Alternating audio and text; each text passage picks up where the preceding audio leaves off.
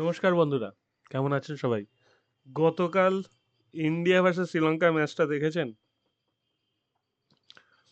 কি বলা উচিত?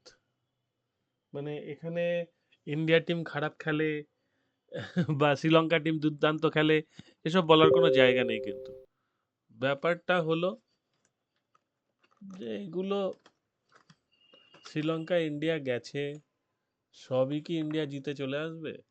সিরিজ হয়তো ইন্ডিয়া জিতবে, বা টি-20 সিরিজ যেহেতু জিতেছে সেহেতু হয়তো ওয়ানডে সিরিজটা শ্রীলঙ্কাকে দেবার একটা চেষ্টাও হতে পারে।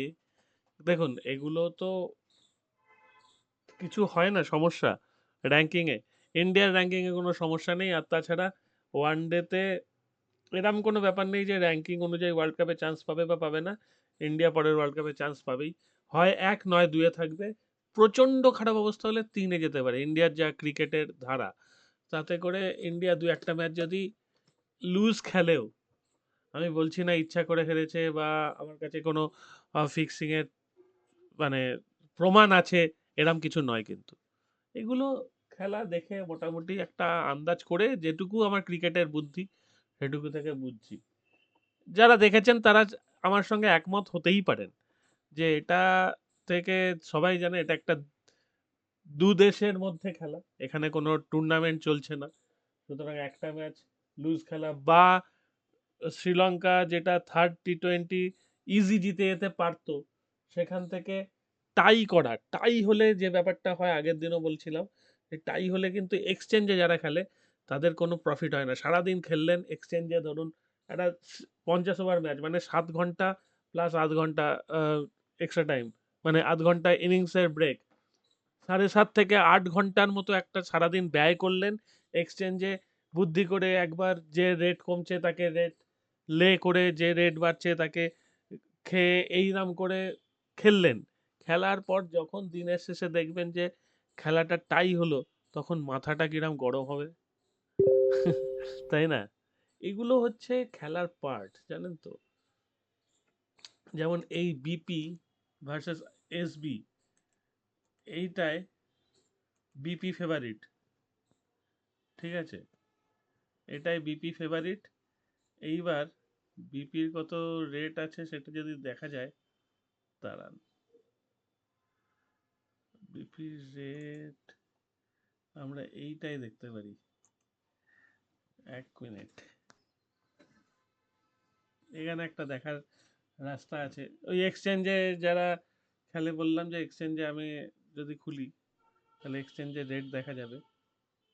এক্সচেঞ্জে খেলেন তো অনেকে নাকি? শুধু এক্সচেঞ্জে খেলে মজা হয় না কিন্তু, এটাই সত্যি কথা, যে স্পোর্টস বুকে না খেললে ঠিক মজাটা হয় না। আর আমরা তো Bet365 এর ভক্ত, সেখান থেকে স্পোর্টস বুক খেললে তবে হয়। দাঁড়া, লগ ইনটা করে নিলে আমি দেখতে পাবো রেটটা। একটু ওয়েট করুন।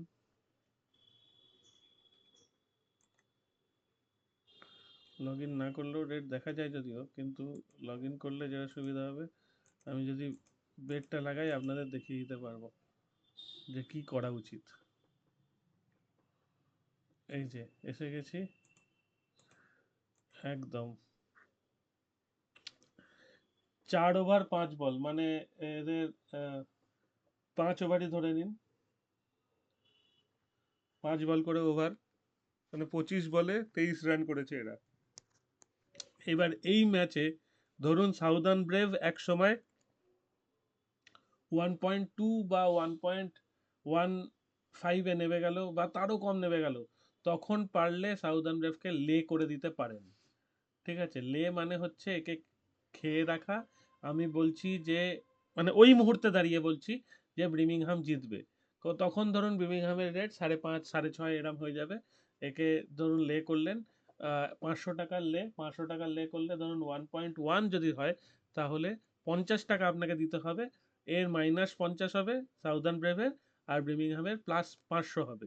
এইবার সুযোগ বুঝে আপনি যখন দেখলেন যে না, সাউদার্ন ব্রেভ একটু ভালো খেলছে, তখন আবার, না সাউদার্ন ব্রেভ একটু খারাপ খেলছে আর ব্রিমিংহাম ভালো খেলছে, ব্রিমিংহাম ওই 6.5 রেট থেকে কমে ধরুন 2.5 নেমে এসছে, তখন দুদিকে বুক সেট করে নিলেন। বুক সেট মানে হচ্ছে তখন একে বললেন যে সাউদার্ন ব্রেভকে বললেন যে হ্যাঁ এবার সাউদার্ন ব্রেভ জিতবে, বলে আপনি তখন যদি মনে করেন পুরো 500 টাকাটাই সাউদার্ন ব্রেভকে লাগাতে পারেন, বা অ্যাডজাস্ট করে লাগিয়ে দিলেন যাতে যে কোনো টিম জিতলেই আপনি টাকা পাবেন, প্রোভাইডেড যদি খেলাটা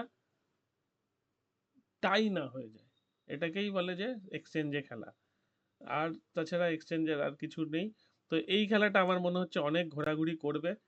এখন 23 বলে 24 রান হয়েছে, সুতরাং খেলাটা অনেক ঘোরাঘুরির আছে।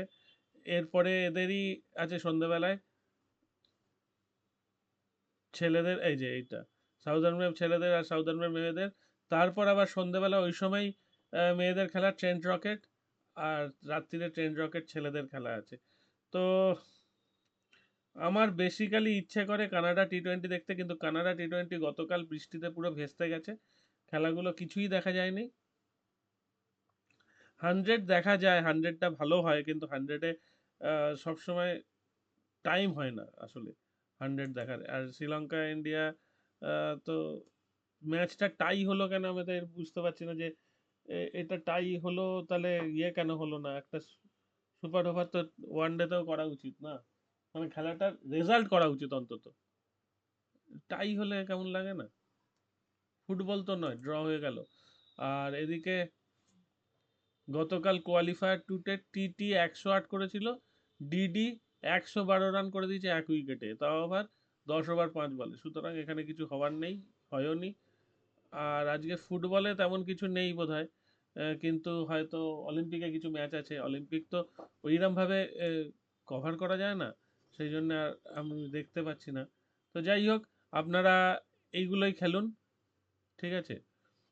আর আমি রোজ একটু গল্প করার উদ্দেশ্য নিয়েই এই প্র্যাকটিসটা করতে চাইছি। দেখুন ভিডিও করি যদি রেগুলার বেসিস, তবে অভ্যেসটা থাকলে তবেই আমি রেগুলার করতে পারবো, নাহলে মাঝখানে অভ্যেসটা ছেড়ে গেলে না খুব খারাপ লাগে। আর আপনাদের সঙ্গে একটু গল্প করতে ভালোই লাগে আমার, সেটা। তো বলুন একদিন তাহলে লাইভে আসা যাক, লাইভে এসে আরো ভালো গল্প হবে সবাইকার সঙ্গে, তাই না? তাহলে ভালো থাকবেন সবাই, টাটা।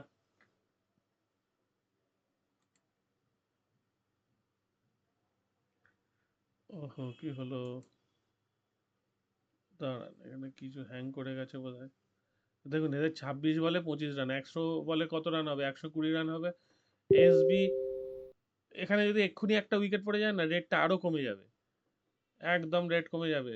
তখন এসবি রেট, মানে এসবি সাউদার্ন ব্রেভের রেট কমে যাবে, বিপি রেট অনেকটা বেড়ে যাবে।